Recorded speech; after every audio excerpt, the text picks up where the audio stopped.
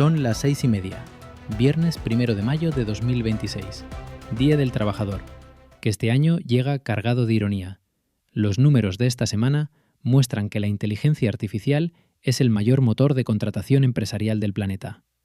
3 titulares. Google Cloud cruza por primera vez los $20.000 millones en un trimestre, empujado por Gemini. Elon Musk concluye su testimonio en el juicio contra OpenAI acusando a Microsoft de haber saqueado la fundación. Y el plazo legal de 60 días de la guerra de Irán vence hoy, con el Congreso sin acuerdo y CENTCOM preparando ataques. Vamos. Las grandes tecnológicas han publicado resultados esta semana, y los números de IA ya no son proyecciones, son ingresos reales.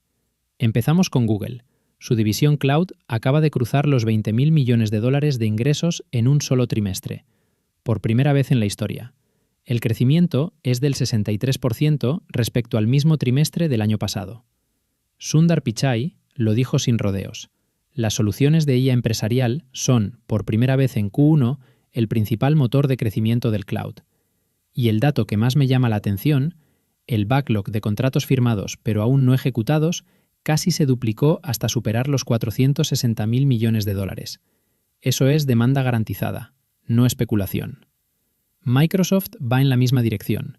Su negocio de IA supera ya los $37.000 millones de ingresos anualizados, un 123% más que hace un año.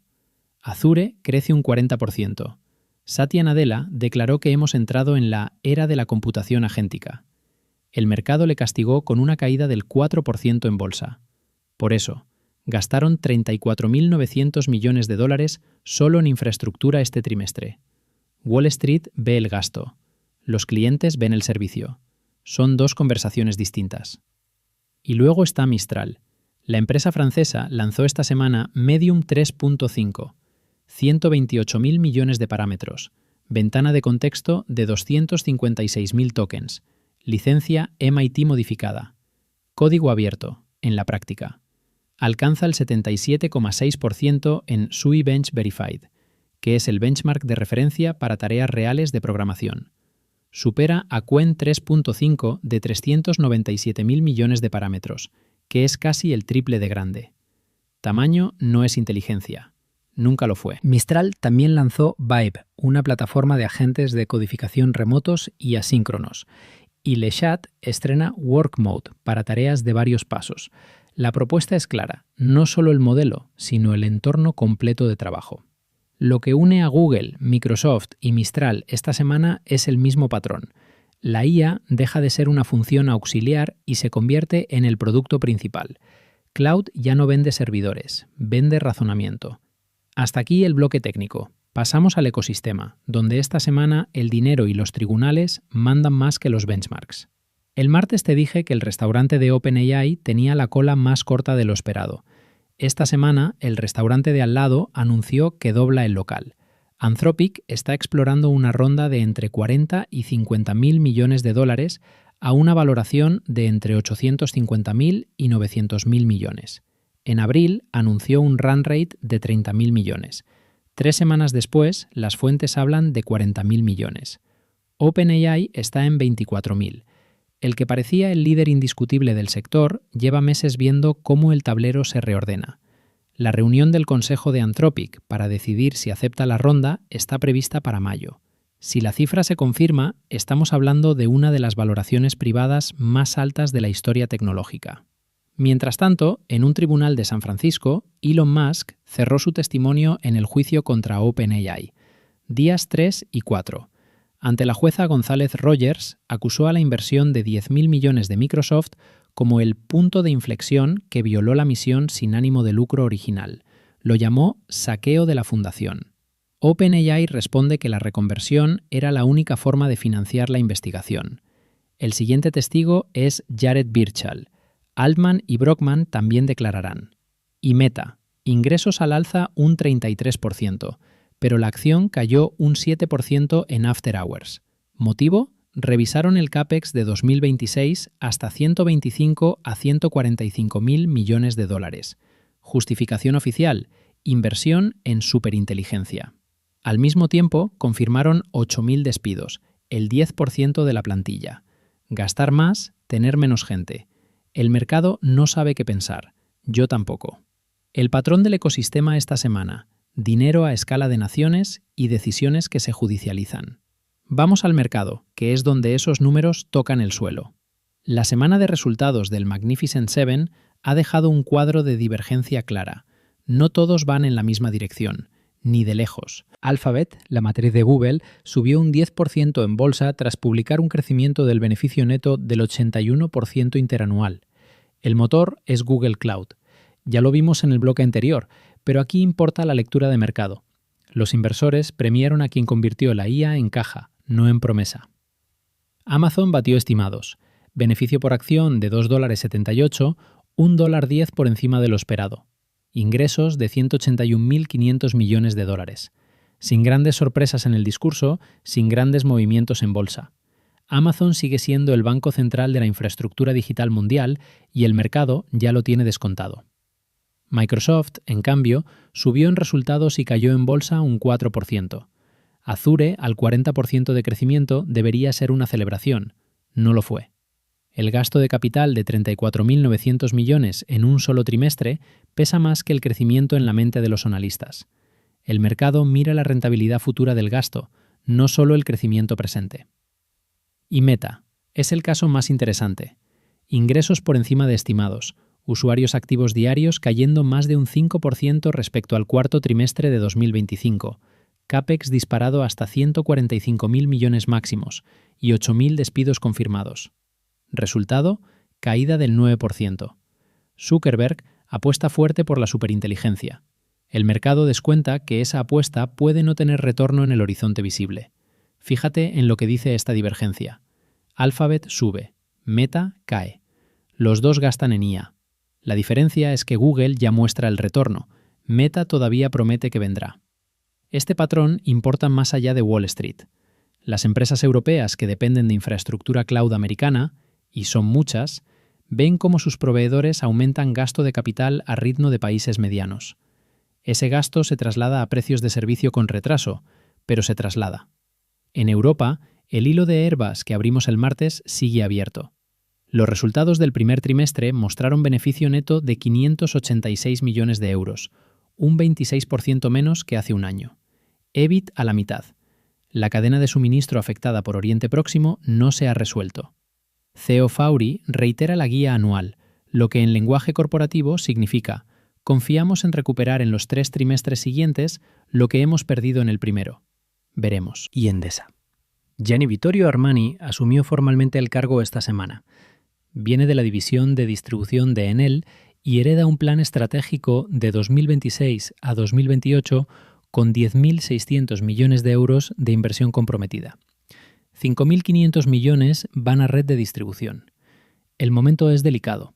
El despliegue de centros de datos que contamos el martes, el 67% en zonas rurales americanas, tiene réplica europea, y la demanda eléctrica de esa infraestructura recae sobre distribuidoras como Endesa. Armani llega con el trabajo hecho en papel y la obra por hacer en campo.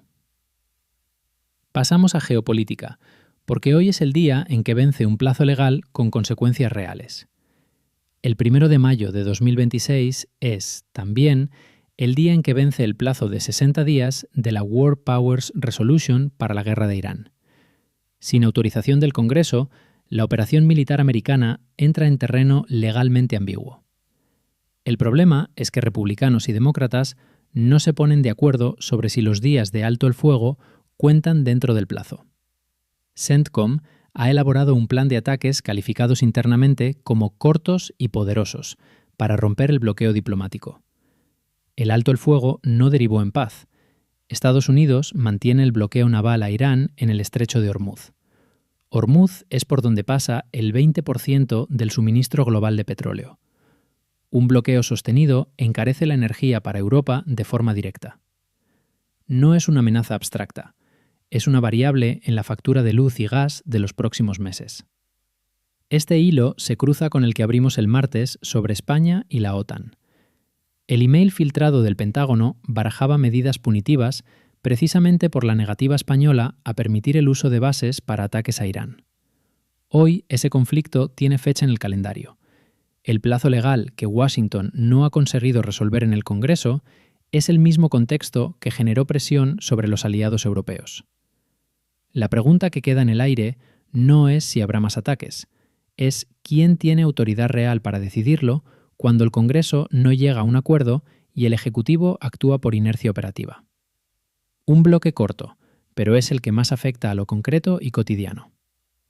Cerramos con filosofía, y hoy el tema lo escogió la propia actualidad. Esta semana, Google firmó un contrato con el Pentágono para usar Gemini en cualquier propósito gubernamental lícito.